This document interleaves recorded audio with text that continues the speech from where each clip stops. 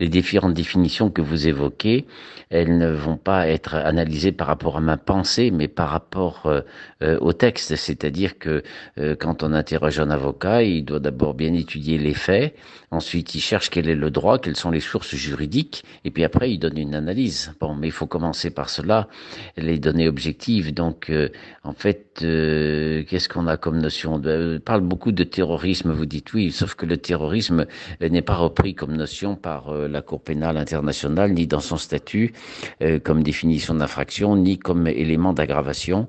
C'est-à-dire qu'il y a eu tellement d'abus de cette notion de terrorisme qu'elle n'a pas été retenue par le statut.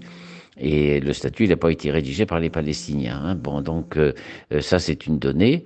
Ensuite, je cite simplement le cas de Monsieur de Mendes, pardon, je cite simplement le cas de Nelson Mandela, qui a été le plus grand terroriste que la Terre ait connu et qui est resté encore listé comme terroriste alors qu'il était chef d'État. Bon, donc voilà pour ce qui est du terrorisme.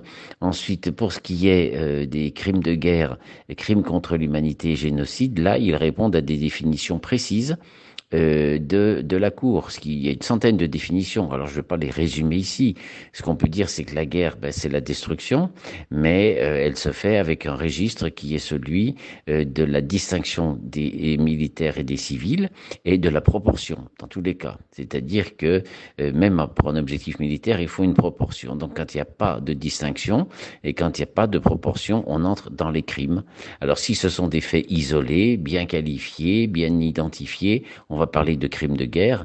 S'il y a une pratique systématique parce qu'on vise une catégorie de personnes, qu'on s'en prend à eux avec une intention spéciale, ça sera le crime contre l'humanité.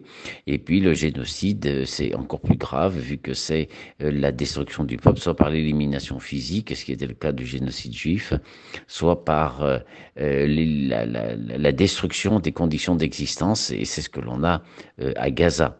Ensuite, la notion de nettoyage ethnique, elle n'a pas de définition juridique parce que on retient en droit la notion de transfert de population, mais on voit très bien ce qu'il en est. Et donc, quand l'État d'Israël se crée en 48, il procède à la Nakba, c'est-à-dire le nettoyage ethnique de 700 000 Palestiniens qui représentaient 90% des Arabes vivant sur les terres.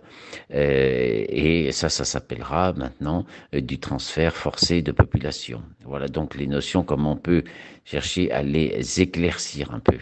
Les différentes définitions que vous évoquez, elles ne vont pas être analysées.